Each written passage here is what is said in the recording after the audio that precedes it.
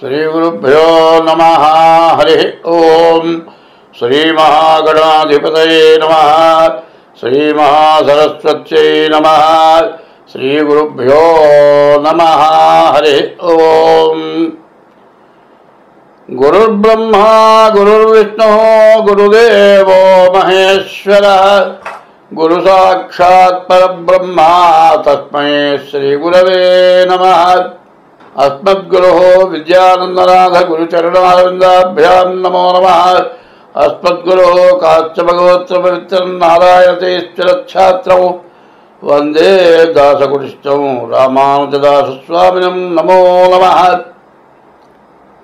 यत्कर्ता जगतां भक्ता संहर्ता महसां निधिः प्रणमामि तमादित्यं बहिरन्तस्तमोपहं भवत्यश्विनि नक्षत्रमस्वीदस्रस्तुरङ्गमः आद्यस्तुरङ्गस्तुरगाश्वो वाजी हयो हरिः। 2025వ సంవత్సరం నవంబర్ నెల కర్కాటక రాశి. ఈ కర్కాటక రాశి చాలా విశేషమైన పుణ్యప్రదమైన పూర్వజన్మ సుకృతం చేసుకున్న రాశి ఈ కర్కాటక రాశి. ఈ కర్కాటక రాశికి చంద్రుడు అధిపతి. ఈ కర్కాటక రాశి వాళ్ళు ఎందుకు పుట్టారు అంటే అవతల వాళ్ళకి మేలు చేయడానికే పుట్టారు, కానీ తను సుఖపట్టాలి పుట్టలే. రామచంద్రమూర్తి పుట్టాడండి. త్రేతాయుగంలో రాముడు, త్రేతాయుగం, ద్వాపరయుగం, కలియుగం. ఈ కలియుగం వరకు ఏ ఊళ్ళోనైనా సరే రామచంద్రమూర్తి పటమైనా లేని ఊరు ఉన్నదా? లేదు. ఉత్తరం రాస్తున్నా అంటే శ్రీరామ రాస్తున్నాం. ఇప్పుడు పోయింది, అది పోయింది. రాముడు దేవుడు అయిపోయింది. రాముడు దేవుడు కాదు. ఇప్పుడు దేవుడు వేరే దేవుడు ఉన్నారు. దయ్యాన్ని బాగు చేసే దేవుడు వచ్చాడు ఇప్పుడు. మరి దేవుడు ఎట్లాంటి వాడు అనేది తెలియకుండా పోయింది.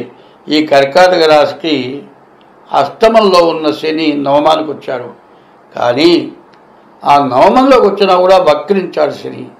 ఈ వక్రించిన శని అష్టమంలో చాలా నష్టాలు, కష్టాలు, ఇబ్బందులు, చాలా చెప్పడానికి వీలుగా ఉన్నటువంటి బాధలన్నీ కూడా వచ్చే పరిస్థితి ఈ కర్కాటక రాశికి ఉంది. ఈ కర్కాటక రాశికి శుక్రుడు ఒక్కడు తప్పితే ఏ గ్రహం బాగాలేదు, ఏ వృత్తి చేసేవాళ్ళకు కూడా పూర్తిగా బాగాలేదు. అయితే బాధలు పెరుగుతున్నాయి. ఈ బాధలు విపరీతంగా పెరుగుతున్నాయి. ఈ విపరీతమైన బాధలు ఎందుకు పెరుగుతున్నాయో కొద్దిగా ఆలోచించుకోవాల్సిన అవసరం ఉంది. బాగా విచక్షణగా ఏమన్నా ఆలోచిస్తున్నారంటే ఆలోచించటంలే. ఈ కర్కాటక రాశి కానీ సింహరాశి కానీ పూర్తిగా చెప్పడానికి వీల్లేనటువంటి పరిస్థితి వచ్చింది. కర్కాటక రాశి ఏమో చంద్రుడు, సింహరాశికి సూర్యుడు. వాళ్ళిద్దరూ దేవతలే. దేవతలకే తిప్పలు వచ్చి ఈ గతి పట్టింది మనకి. ఈ వరదలు, ఈ బాధలు ఎక్కువైనవి. ఇవన్నీ పడడానికి కారణం ఏమిటంటే మనమే కారకులం. ఏమిటయా అంటే మన కారకత్వం ఏమిటో చెబుతా వినండి. ఒకప్పుడు ఇంగ్లీష్ వాళ్ళ పరిపాలన వచ్చేటప్పటికీ మనం అమావాస్య రోజు, పౌర్ణమి రోజు సెలవు పెట్టేవాళ్ళం. ఏ వ్యాపారాలకు కానీ, స్కూళ్ళకు కానీ, కాలేజీలకు కానీ అన్నిటికీ మనం సెలవు పెట్టేవాళ్ళం. మనం ఏం చేసేవాళ్ళం? ఆదివారం దేవుడు పూజ చేసేవాళ్ళం. ఆదివారం సూర్యుడు, ఆయనే సాక్షాత్ పరమేశ్వరుడు, ఆయనే బ్రహ్మ, ఆయనే విష్ణువు. దాని శ్లోకం ఉంది. ఉదయం బ్రహ్మస్వరూపం, మధ్యాహ్నంతో మహేశ్వరం, సాయంకాలం స్వయం విష్ణు, త్రికాలం వహ దివాకరం. 3 వేళలా 3 మూర్తులు బ్రహ్మ, విష్ణు, మహేశ్వర స్వరూపంతో సూర్యుడు ఉన్నాడు అని ఆయనకి దండం పెడుతూ ఉన్నాం. కనపడే దేవుడు ఎవరైనా ఉన్నాడంటే సూర్యుడు ఒక్కడే. ప్రపంచంలో మొత్తంలో కనపడేవాడు సూర్యుడు ఒక్కడే. అటువంటి సూర్యుడికి నమస్కారం చేస్తున్నాం. ఆ సింహరాశి అధిపతి అయినటువంటి సూర్యుడు కూడా ఇబ్బందులో పడిపోయినాడు. కర్కాటక రాశి చంద్రుడు కూడా ఇబ్బంది పడిపోయినాడు. ఈ కర్కాటక రాశిలో, సింహరాశిలో పుట్టిన వాళ్ళు ఎంతో పుణ్యం చేసుకునేవాళ్ళు. వాళ్ళు కూడా కష్టాలు, నష్టాలు, దరిద్రం, రోగాలు, బాధలు ఎక్కువైపోయినాయి. వాళ్ళు బాగా మనల్ని గమనించారు.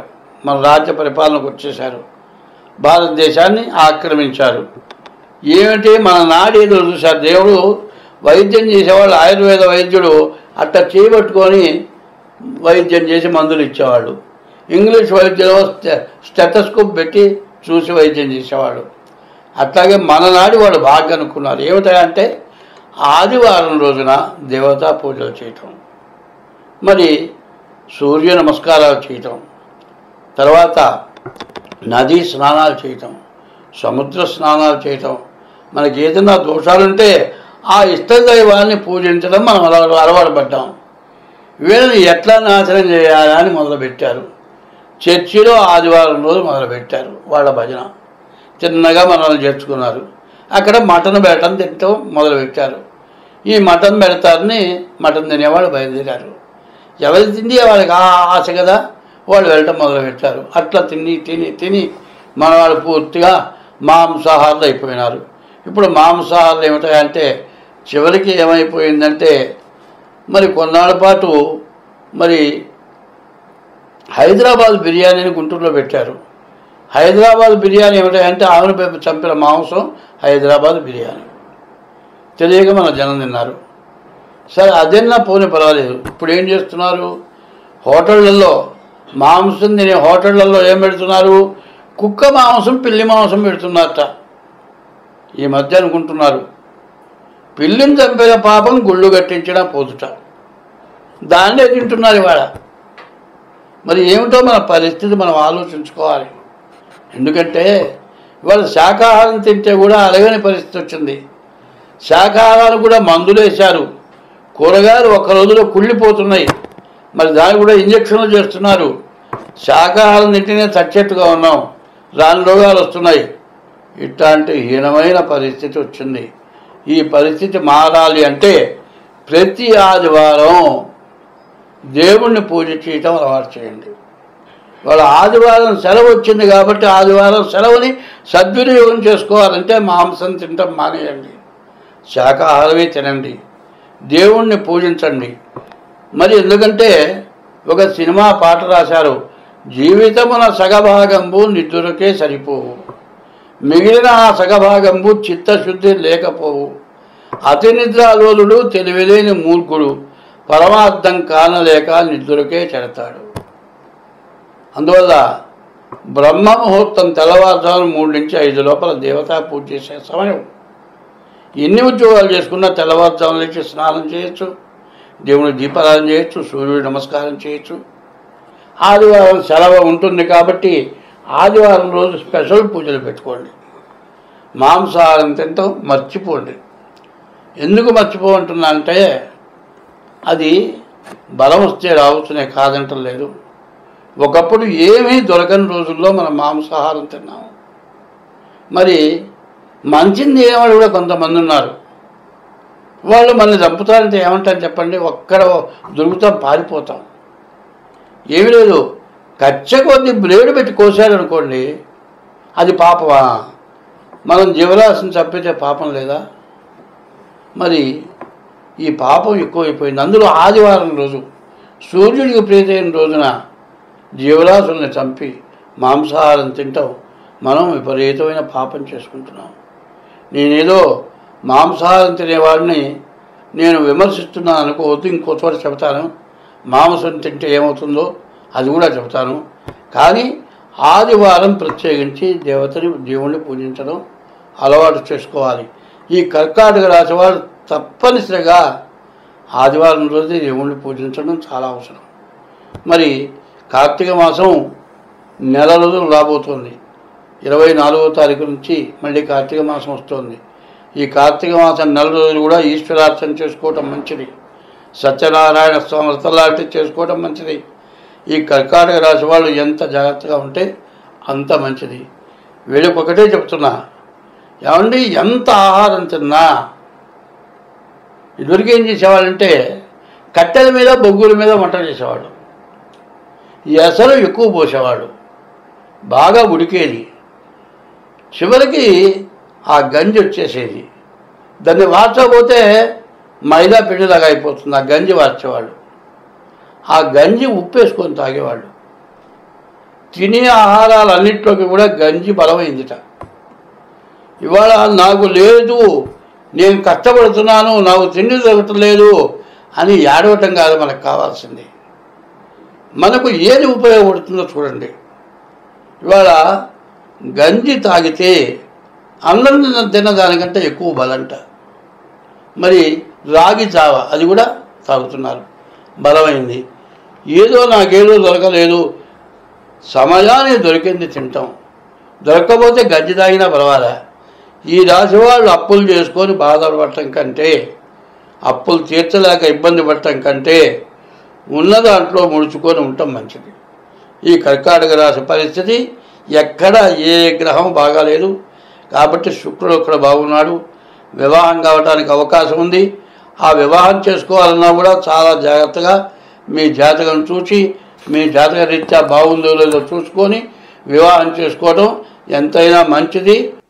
నేను ఒకటే చెబుతూ ఉన్నా, ఒకప్పుడు పెద్దవాళ్ళు తెల్లవారుజామున లేచి రాత్రిపూట గజేంద్ర మోక్షం అనేది పారాయణ చేసేవాళ్ళు. ఓపిక ఉన్నంతకాలం కూడా లేచి స్నానం చేశారు. అదే వృద్ధాప్యం వచ్చి కనీసం కాలు చేయి పనిచేయక పక్షవాతం వచ్చి లేచి కూర్చోలేని పరిస్థితుల్లో కూడా తెల్లవారుజామున రాత్రిపూట గజేంద్ర మోక్షం పారాయణ చేశారు. ఈ గజేంద్ర మోక్షం ఇట్లాంటి టైంలో చాలా అవసరం. ఈ పాపం పరిహారం కావాలి అంటే గజేంద్ర మోక్షం చాలా విశేషమైంది. ఈ గజేంద్ర మోక్షం పారాయణ ఎందుకు చేయాలి? ఎన్ని జాతకాలు చూసినా, ఎంతమంది చేత ఎన్ని శాంతులు చేయించుకున్నా, మరి ఒక ఆయన ఒక రకంగా చెప్పాడు, ఇంకొక ఆయన ఒక రకంగా చెప్పాడు అంటే ముఖే ముఖే సరస్వతి. ఎవరు తప్పు చెప్పారని మాత్రం నేను అన్ను. నేను ఒక తీరులో ఆలోచిస్తాను, ఆయన ఇంకో తీరులో ఆలోచిస్తాడు, ఇంకొక ఆయన ఇంకొక తీరులో ఆలోచిస్తాడు.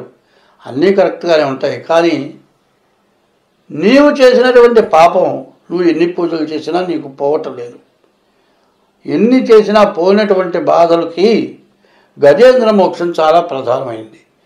పోతన గారు మరి వ్యాసుడు గజేంద్ర మోక్షం మరి వ్యాసుడు భాగవతం రాశాడు.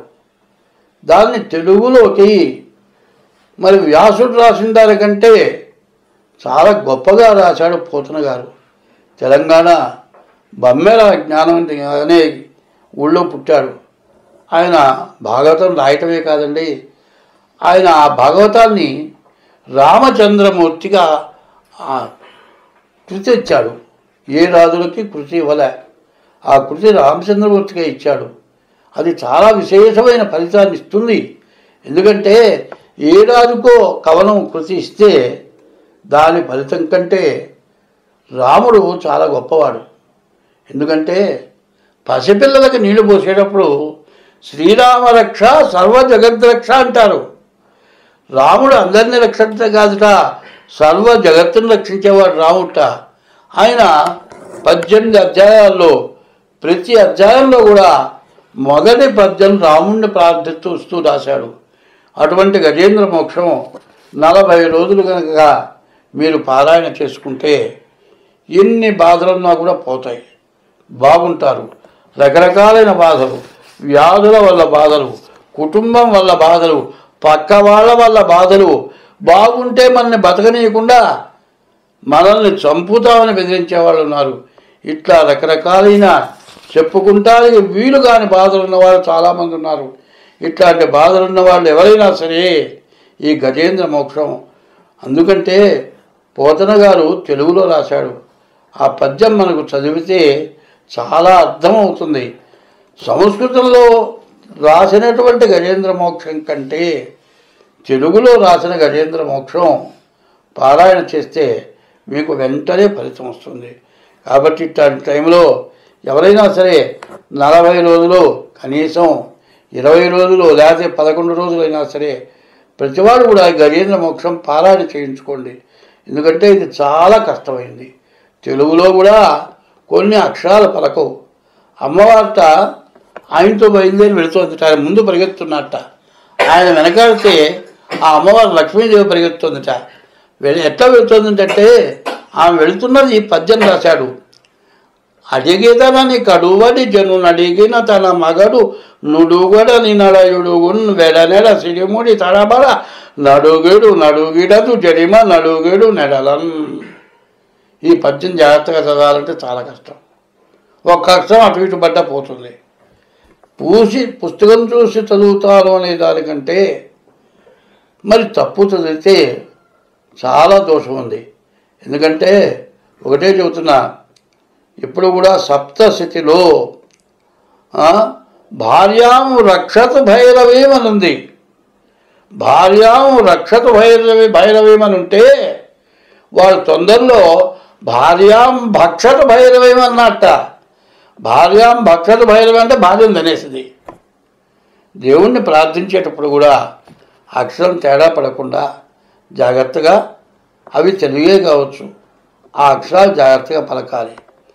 తప్పు అది భాగవతం ఎట్లా ఉంటుందంటే భాగవతం భాగవతం భాగవతం భాగవతం భాగవతం భాగవతం నీవు భాగవతావు. ఆ భాగవతం పఠిస్తే భాగవతావు. పిల్లలు లేని వాళ్ళకి కృష్ణ జన్మం పఠిస్తే పిల్లలు పుడతారు. పెళ్లి కాని వాళ్ళకి రుక్మిణీ కళ్యాణం పఠిస్తే మరి పెళ్ళి అవుతుంది. అదే మహాపాపం చేసిన వాళ్ళకి మరి ప్రహ్లాద చరిత్ర చదివితే ఆ పాపం పోతుంది. కాబట్టి ఇప్పుడున్న అవసరం గజేంద్ర మోక్షం చాలా అవసరం. స్వస్తి.